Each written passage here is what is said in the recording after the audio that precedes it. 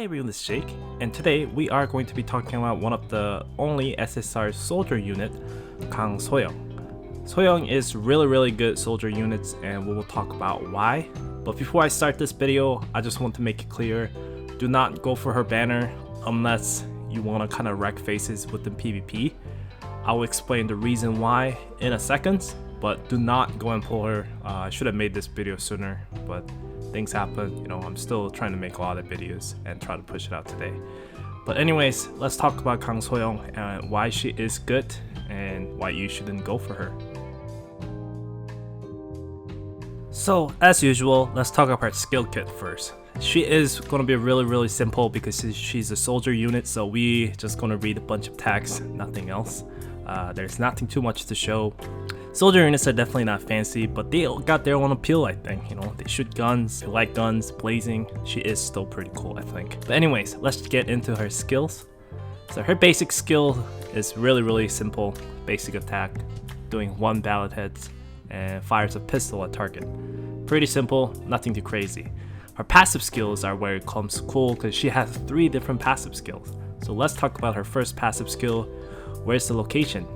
So she'll be driving this police car and she will smash into enemies' face as she gets deployed. And when she hits them with this police car, it knocks enemies backward with AoE damage and summons a shield man at the same level on the spot where the car has exploded. So if she's level 100, she will summon this level 100 soldier's defender, and if she is level, let's say 10, she will summon level 10. So you definitely want to max her levels out if you take a benefit within the extra defender she gets deployed on the field. So as you level her passive skill, it will increase her attack up to 3 times, and at the max skill, it will do extra 50% explosion damage, which is pretty good, and summons a stronghold instead of shield man. You definitely want to max the skills out because it will give a stronghold instead of shield man. So let's talk about her second passive skill, Special Service Commander. Basically, it decreases surrounding soldiers' damage taken by 15% and increases their attack by 15%. So it decreases the amount of damage your soldier units take, as well as the amount of damage she does within the circle area she creates on this field. So soldiers are usually pretty tight together, so this is very good passive skill, and most of soldiers should be able to take the benefit within this aura buff. And as you level this up, she gets more HP, so she has higher HP, which is always good because she's basically a totem. And she's basically the one giving all this passive buff to all your soldier units, so you don't want her to die too quickly.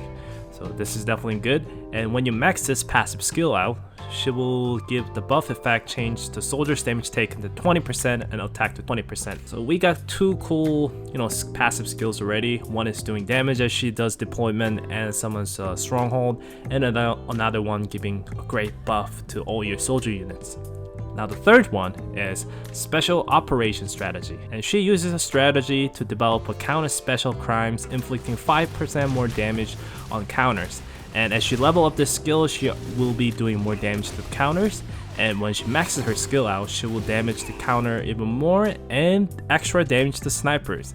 So now you probably understand where all the skill kits are meant to be. Yes, she is meant to be counter sniper killer. She does more damage to counter units, and the amount of damage she can actually do to the sniper units is actually insane.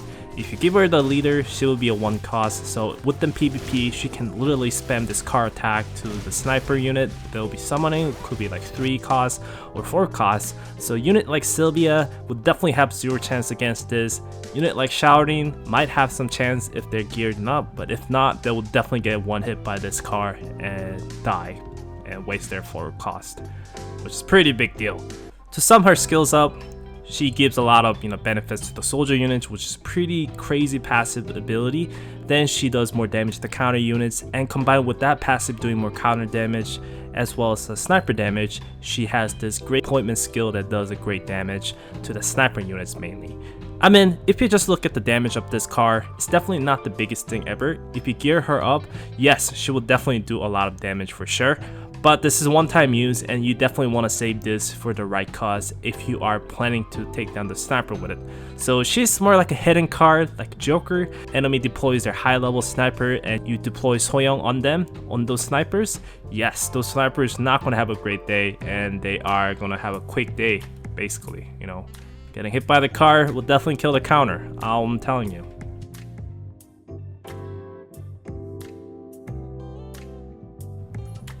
So let's talk about her gear setup. She is definitely more a PvP character in my opinion. Don't get me wrong, she's amazing. I'll definitely show her passive buff stacking up within the PvE, and she is great with PvE, especially for soldier comp. But I think she is more designed for the PvP aspect, where she is designed to take out the sniper. So early game like this, she will definitely do a lot of annoying things to the sniper. Like for example, this week is a Sylvia as well as a Hayami. So those two units will definitely take a big threat against the Kang Soyoung. Soyoung will definitely take them out pretty easily as long as you max her skills out. And those two will have no chance for it.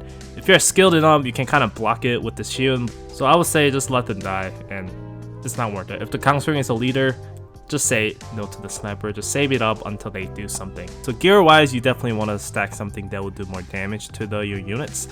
So anything that stacks up her attack will be really great, as well as her, let's say, anti-sniper set, which is a really rare set. Those sets people will usually avoid. It's not something you want to keep it around, but anti-sniper set will work really great on her if she is meant to be a sniper killer.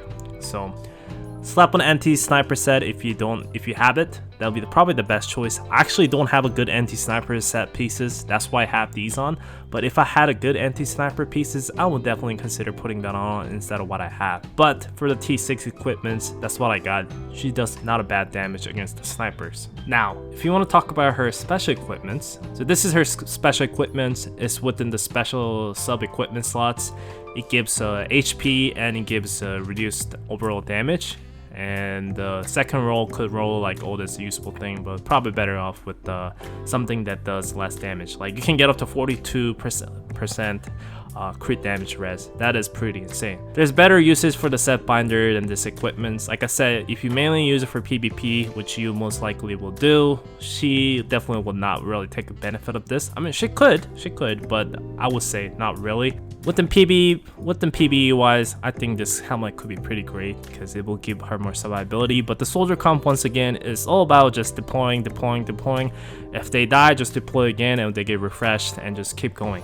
Low cost units, it's okay if they die, they can just always respawn back up and able to do a damage again. So that's for our meant to be soldier B. So the fact the soldier not dying, I mean, it could be great, but at the same time, I don't think this is really needed. It's up to you, but definitely pretty useful, like special equipment. It's just the most uses she get out of from it, especially in PvP, is killing the snipers, and this does not greatly contribute to that purpose. So I would say this is one of the more meme tier special equipments that you definitely not want to spend much resources on. So now we talked about her gear setup, let's talk about her usage within the PvE activity. Because within PvP, I can't not show you. Within Korean meta, not this week, it's definitely not the place for it. So we'll strictly talk about PvE activity. But we'll talk about PvP in a bit as well. But let's talk about PvE first. So I got this new SSR ship and everything, but this is what you kind of would expect within the end game tier soldier comp. They're a lot of fun. I will show the gameplay in a second, but Kang Soyoung is definitely the one that summons the stronghold, so gives a little bit of defensive option at the start to hold the front line, and then you start summoning all these other soldier units that can do damage and able to hold up their own. So this way they are able to summon all these soldiers that does pretty decent damage. Usually the Rangers are the main DPS option, and Terminator is actually a really good option too because they are pretty tanky and they are able to reduce defense shred. So combined with these three, they're gonna be pretty good.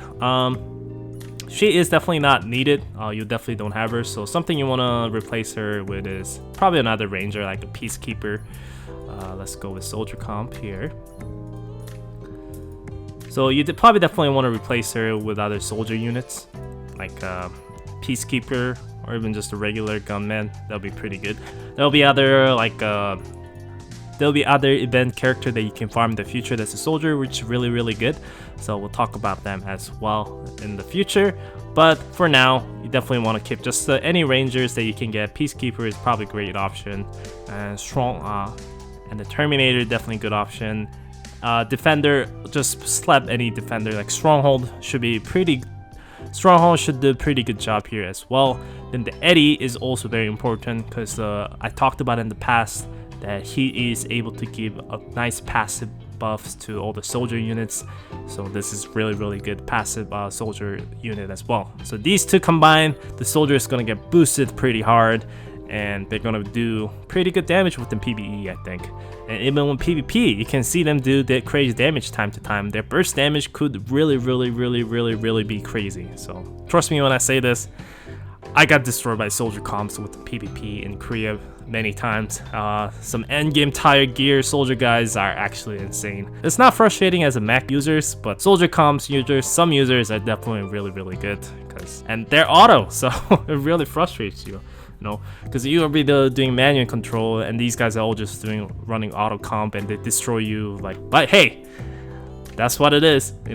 If they invest into certain units, they should get some benefit out of it. And like I said, they're definitely not the top of the meta. It's just some players are just incredibly good, and their gears are just stupid good. So that's why they're really strong. So I wouldn't say they're totally weak. They definitely have a weakness. It's just the fact that with the compromise and some other unit changes, like adding some counter here and there, that will definitely be crazy good unit if you know what you're doing. And here I'm definitely going to show you guys some soldier comps that you can use within PvE activities. The main thing like I said is Kang Soyoung and Eddie, and many DPS you can, like the Ranger DPS. So that's the simple basic. You just summon, I love soldier units because I think I love guns. I think many people already knows that if follow me from the before counter side. I love guns and all these humans with the soldier, with the weaponry, with the firearm arms, just shooting many guns. The sound of the gun is actually really good in this game, in my opinion. So just all this bunch of guys just holding their gun, shooting at the enemy, just chipping their damage, chipping their health away like this is really satisfying feeling. And like I said, I love sound of the gun in this game, and it fits my each for that. And it's a lot of multi-hit, so some gimmicks, especially with their where you have to put a lot of multi-hits, as you saw there, soldiers would actually go through that pretty well. I mean, any ranger units are, but the soldiers especially, they do decent damage. Their rangers are actually pretty good, and they are able to do a lot of multi-hit and a lot of DPS. I'm gonna show some gameplay here of me just running soldiers in really kind of hard activities. Like these monsters are actually pretty tough units, and the soldier units can they definitely take on this top tier level PvE monsters within this a challenge, free contract stages and stuff like that. So soldier units definitely not something you can sleep on. They're definitely really decent. It's not and like I said, you're gonna have a bunch of soldier cores anyway. So what are you gonna do with it? Anything else than invest into them? So with the soldier core you have, I would say definitely go ahead and invest into soldier comps.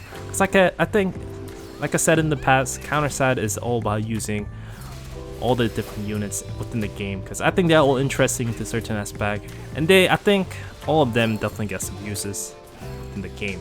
So go and invest into soldier comps. Probably have a bunch of soldier cores lying down, so go and use that to create your soldier squad, and you're gonna have a lot of fun with it, trust me. Unless you don't like guns, it's okay to invest into counter units only, but I'm trying to say I think soldier units are something that you should give it a go. It's not something to totally sleep on. This week I haven't seen much soldier comps. This is definitely not a week for it. There's a lot of strong sniper units out there that will definitely eat up soldiers, so this week is definitely not it.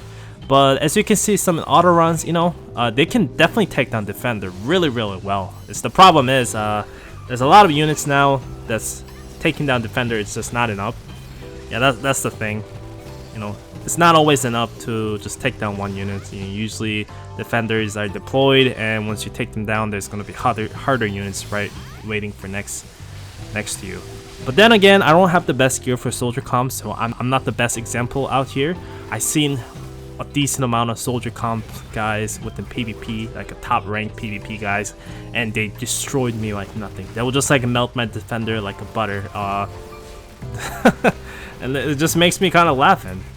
There's the one guy dropped by my Twitch chat one time when I was streaming Twitch back day, and he was like, "Oh, it's okay, man. It's hard to deal with soldier comps. I know." And I was like, "Yeah, buddy. All right." I mean, I wasn't mad, but I was just getting a little bit annoyed because I got killed by him like 5 times in an hour. I was like, okay, this guy needs to go because I definitely don't want to fight him. But Kang Soyoung, again, really good unit that'll buff all your soldiers. If you are looking to invest into soldier comps, she is definitely one of the key parts, and you will definitely not have a lot of fun with her. And if you want to kill a sniper right now within PvP, she should be a pretty good choice for you to go with. Now, here's the thing. Do you want to roll for her? My answer is 100% no, absolutely no. You should not, unless, like I said, you are really into top tier PvP right now and you want to stay within the meta. The reason being is because if you clear the chapter 4, which I haven't done that. If you clear the chapter 4, you can play this side story mission, and guess what? You can actually farm Stronghold, and you are able to farm Kang Soyoung. That's the reason why I'm telling you guys not to roll her banner, because there is no point of rolling her banner as a free-to-player or non-whale player. If you're just a small dolphin, there's zero reason for you to go for this unit. The point I'm trying to say is, I'm actually glad they released this side story mission, so that means they're giving an option. If you want to go for crazy on PvP, pay for her, yeah, roll the gacha, get her, go on the PvP, go crazy. If you don't want to do that, we still have the side story mission, so you can go and farm her if you want. See, when she came out first time in Korea, along with the Yumi, they did not have the side story mission. So a lot of people rolled for her, and to only realize a couple months, maybe I think it was like a half year later, I could be wrong. My timeline is a bit off. Yeah, we found out that you can farm her. So let's say if this banner came out and this character did not come, this side story did not come, so you couldn't farm her, that would be pretty stingy. But hey, at least they didn't go that far, you know. They gave us the banner and they gave us the option to farm as a free-to-player. So great option. Go and clear chapter 4. You definitely do not want to miss a day of farming her. If you get lucky, you can probably get her from the first day drop, you know, go for her. But anyways, that's pretty much it for my opinion within Kang Soyoung. And when you get her, you definitely want to invest into her and create some soldier comps with the Eddie, because it's going to be a lot of fun. I know I'm doing that as soon as I get her. Starting tomorrow, I'm definitely going to go and clear chapter 4 on the stream, and I'm definitely going to be doing a lot of farming for soldier comp as well. Anyways, that's pretty much it for me, guys. Just remember, don't roll for the banner unless you go for PvP. You know, just wait her out, farm her side story missions, and get her fragment, or you will get her as a drop pretty lucky pretty soon. But anyways, that's pretty much it for me, guys. Hope you guys enjoyed this video. This is Jake. I will see you guys next time. Bye bye.